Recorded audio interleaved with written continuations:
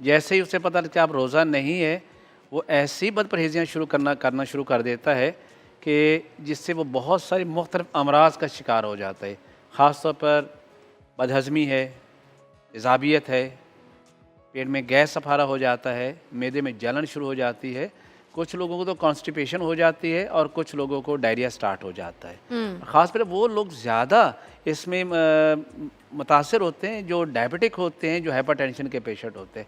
उन्हें ख़्याल ही नहीं रहता कि वो डायबिटिक पेशेंट है, वो सुबह जो मीठी सेवइयों से शुरू करते हैं और शाम तक मीठा और बेधड़क खाते चले, बाद में पता चला शुगर उनका बहुत लेवल बहुत हाई चला गया। सेम हिस्सा ब्लड प्रेशर के पेशेंट जी हैं, चूँकि माह रमज़ान के बाद दावतें भी हो रही है, घर में भी ज़रा अच्छे लाहौर के आपको पता है जैसे खाबे तैयार होते हैं, वो लोग खाना शुरू कर देते हैं, नतीजा क्या निकला, फिर उनका ब्लड प्रेशर हाई होना शुरू हो जाता है। तो ये बहुत सारी ऐसी बीमारियाँ हैं जो कि फ़ौरन बाद, यानी माह रमज़ान ख़त्म हुआ, पाबंदी ख़त्म हुई और उन्हें इंतहाई बदपरहेज़ी करना शुरू कर दी, मुरगन ग़िज़ाएँ खाई, ज़्यादा मिकदार में खाना शुरू कर दिया, जंक फूड्स का इस्तेमाल ज़्यादा कर दिया, कोल्ड ड्रिंक्स बहुत ज़्यादा मिकदार में लेना शुरू कर दिए, तो इस तरह की वो बीमारियों का शिकार हो जाते हैं और समटाइम इतना सीवियर होता है कि जान के लाले तक पड़ जाते हैं हम लोग। सर समटाइम्स ये भी नहीं पता चलता, खाना खा रहे होते हैं या फिर किसी दोस्त की तरफ गए होते हैं, कुछ खाना ऐसा जैसे स्नैक्स वगैरह भी है, उसमें भी चीज़ें बंदा नोश कर ले, फिर कभी कोल्ड ड्रिंक पी ली, उसके साथ ही फ़ौरन चाय भी पी ली, जो चीज़ आया बस उसमें हाथ डाल दिया। अब कुछ मेहमान ऐसे भी होते हैं, कहते हैं नहीं जी पी के जाना है, नहीं जी खाना खा के जाना है, जी ये भी ज़रूर चखना है, तो उनका दिल रखने के लिए भी कभी-कभी कुछ लोग खा पी लेते हैं।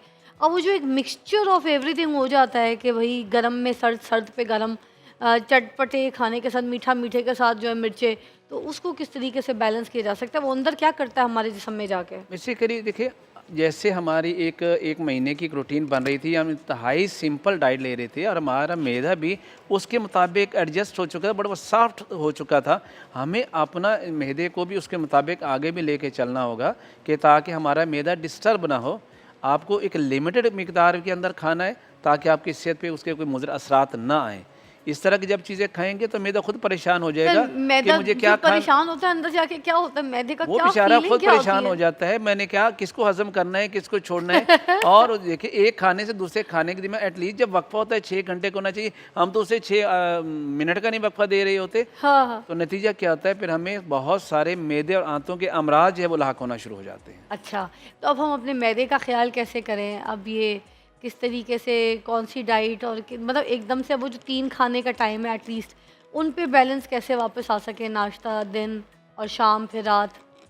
इसमें यही है कि जैसे कि आपको पता ही है कि हमारा मैदा जो है, चूँकि ऑलरेडी बहुत ही एक माह की उसकी रूटीन हो चुकी थी और वो बड़ा कम मिकदार में खाना हज़म करने का आदी हो चुका है, तो तब भी हमें उसी रूटीन से थोड़ा-थोड़ा अपने मैदे को जो है उसको फ़ीड करना चाहिए। सुबह हल्की सी खाना ले लें, दोपहर को और रात को, ताकि हमारे मैदे पर सर बोझ हल्की ना कौन पड़े। सी, टिश्यू तल के खा लें? जी? सर हल्की कौन सी, टिश्यू तल के खा लें? ज़रिए आप ले सकते हैं, ऐसा कोई मसला नहीं है। टिश्यू तल के नहीं, खा नहीं, सक टिश्यू की बात नहीं, सॉरी, ये मुझे आपकी बात को समझ नहीं रही। सर टिश्यू आपने तो मेरी टिश्यू जुगत फीकी कर दी। मैं यही पूछी थी मतलब क्या हल्की-फुल्की ग़िज़ा टिश्यू तल हल्की के खा फुल्की ये कि लेंगे? सुबह जैसे हमारे यहाँ तो मैं एज ए हकीम है तो ये कहता हूँ आप सुबह के टाइम ये आप रोटी ले सकते हैं हल्की फुल्की, उसमें अगर लगाना है थोड़ा सा ऑयल लगा लें, या हमारे यहाँ तो ज़्यादा चलते हैं किशमिश और बादाम वगैरह से सुबह नाश्ते एनर्जेटिक भी हो, आपको एनर्जी भी पूरी मिले, कैलोरीज भी पूरी मिले और आपके मैदे में बोझ भी ज़्यादा ना सर हो। ओट्स वग़ैरह? ओट्स बहुत अच्छे हैं, वो एंटी एसिड भी होते हैं और आपके जिस्म में जितनी तेज़ाबियत हो चुकी होती है, जो आप पकौड़े समोसे ये वो सारे कुछ खा के पैदा कर चुके हैं, उसको वो एक्सक्रीट भी करता है। आपकी मैदे और आंतों की जो स्वेलिंग हो चुकी है उसके भी वो ठीक कर देता है। वाह! और उसमें हम ये बादाम, अखरोट, मेवा, अभी जैसे गर्मी है तो कोई ऐसे मेवा जात जो बहुत गर्म हो, जिनकी तासीर ये गर्म एक हो, जस्ट गर्मियों के लिए कोई ये एक मना है तो वो भी ये एक बता दें? मिथ है जी, ये गर्म है, ये ठंडा है, सच नहीं। बेसिकली गर्म से मतलब क्या है, उसके अंदर हाई कैलोरीज होती हैं बस, अच्छा। एनर्जी ज़्यादा होती है, हम उसको कहते हैं गर्म है, ऐसा कुछ नहीं होता। हाँ, अलबत्ता ये देखना पड़ेगा पेशेंट के मिजाज के मुताबिक वो क्या चल रहा है। हमारी तिब का चूँकि बड़ा असूल और कानून भी ये है कि हम एक मरीज़ को जो ग़िज़ा तजवीज़ करेंगे वो सब के लिए नहीं होगी, हर एक को उसके मिजाज के मुताबिक ही हम दवा ग़िज़ा तजवीज़ करेंगे, वही उसके लिए बेनिफिशियल होगी। सपोज़ एक बंदा डायबिटिक है और हम उसे तो ये नहीं कह सकते नहीं जी आप इसके साथ मुरब्बा खाना शुरू कर दें, तो डेफिनेटली उसका नुकसान देगा। और ब्लड प्रेशर का पेशेंट है, हम उन्हें कह दें नहीं आपने काजू खाना शुरू कर दें, तो वो भी उसके लिए ठीक नहीं होगा। हर मरीज़, हर इंसान की जो डाइट है उसके मिजाज के मुताबिक हम जब उनको तजवीज़ करेंगे तो वही बेहतर रहेगा उनके लिए। सर चिया सीड्स मैंने सुना बड़ा कारआमद होता है, क्या बिल्कुल, ये? चिया सीड बहुत है, अच्छा है, लेकिन हमारे हमारे यहाँ इससे बेहतर तो तुख़्म रेहान था, जिसे हम चमचम भी कहते हैं, वो बहुत अच्छा बेनिफिशियल था, उसके बड़े अच्छे रिजल्ट भी थे। मैदे के लिए भी? ये मैदे के लिए, स्पेशली उन लोगों के लिए जिनके मैदे में ऑलरेडी तेज़ाबियत है, एसिड मकदार से ज़्यादा बन रहा था, तो उसको न्यूट्रलाइज़ करने के। लेकिन जिनका एसिड पहले ही कम है, आप उसे चिया सीड दे दें या तुख़्म रेहान देंगे तो फर्दर वो एसिड को कम कर देगा। और आपको पता है कि एसिड की कमी की वजह से बहुत सारे अमराज पैदा होते हैं। अच्छा, तो ऐसे नहीं खाना चिया सीड, जो हर कोई दुनिया लगी हुई है चिया सीड पे, it's not recommended for everyone. Yes, ये क्या कह दिया आपने आज? बिल्कुल एग्जैक्टली ये तो पूरा ऐसे ही। सोशल मीडिया चिया सीड के ऊपर पागल है। सारे के सारे चिया सीड पे जिंदा है, सारे के सारे चिया सीड पे ही मर रहे हैं।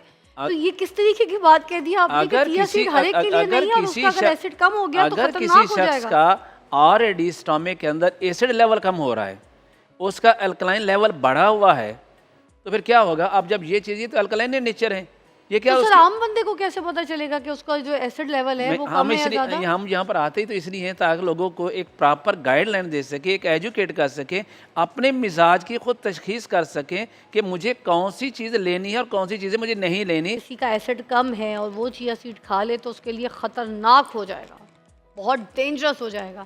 तो ये हमें कैसे पता चलेगा कि हमारा एसिड बॉडी का कम है और हम चिया सीड नहीं खा सकते? क्योंकि हम तो सारे बस जो रील देखते हैं, जो सोशल मीडिया देखते हैं, हम तो उसको देख के खाने पे शुरू आते हैं। हम गूगल करते हैं, उसकी इफादियत का पता करते हैं, उसके बाद कहते हैं ओह इसके ये फ़ायदे हैं, चलो खाओ।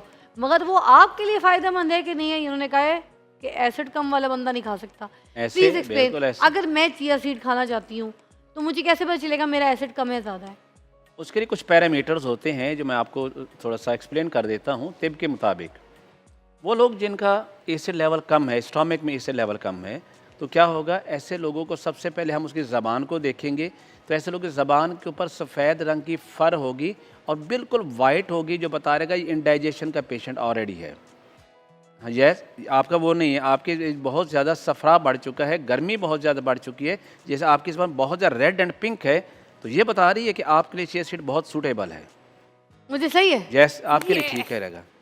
तो यहाँ पर ये सुनिए, लेकिन ये मतलब जिनकी ज़बान सफ़ेद है और हल्का सा ज़बान पे जाला बना हुआ है, जी exactly, they can not have, उनका एसिड लेवल इसका मतलब बढ़ा हुआ है। उनका एसिड उनसे लेवल अल्कलाइन इन नेचर है, उनका कम एसिड कम लेवल है? कम है। अच्छा कम है, कम और है। जिन सुने और फिर गौर से सुन लें, आप दोबारा बोलिएगा। वो लोग जिनकी ज़बान वाइट है, उसमें एक फारसी जमी हुई है, वो उनको इंडाइजेशन का प्रॉब्लम है, खाना खाते हैं पेट में जो है वो भारीपन होता है, फ़ौरन अफारा होना शुरू हो जाता है, ऐसे लोगों का बीपी लो रह रहा होता है, ऐसे लोगों को यूरिन वाइट इन कलर जैसे होता है किसी ने ओवर हाइड्रेट कर लिया, अपने आप को ज़्यादा पानी पिया और उनका यूरिन बार वाइट इन कलर आ रहा है और लार्ज क्वांटिटी आ रहा है। जिन लोगों में ये सिम्टम आ रहे हैं, ऐसे लोगों को चिया सीड कभी भी सूट नहीं करेगा। अगर वो इससे कंटिन्यू करेंगे तो इनको हैज़ा पैदा कर सकता है, उनको वॉमिट स्टार्ट कर सकता है, उनको लूज मोशन स्टार्ट कर सकता है, उनका बीपी बहुत ज़्यादा लो कर सकता है, जिसकी वजह से उनको ये प्रॉब्लम क्रिएट हो सकती है। ये उन्हीं लोगों के लिए होगा जिनके मिजाज के अंदर गर्मी बहुत ज़्यादा होती,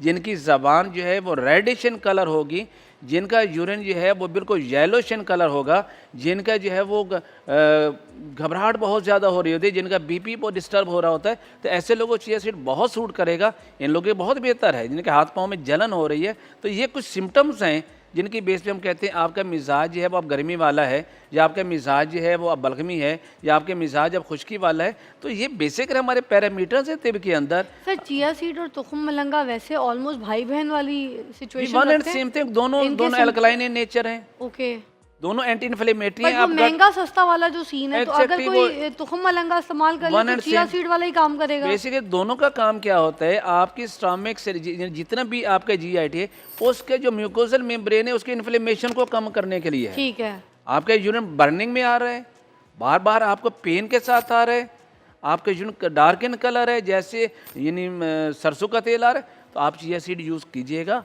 आपको बहुत बेनिफिशियल होगा। सर ये जो फ्लैक्सीड है इसके बारे में भी बता दें।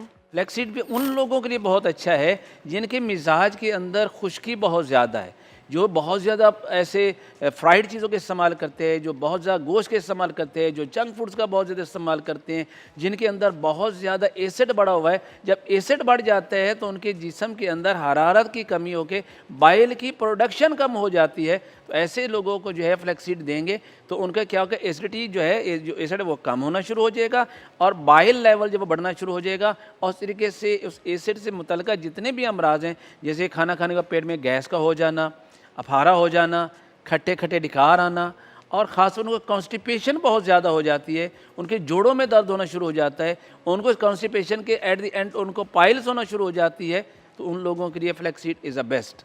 जिनका यूरिक एसिड लेवल बढ़ा हुआ है उनके लिए फ्लैक्सीड बहुत अच्छा है।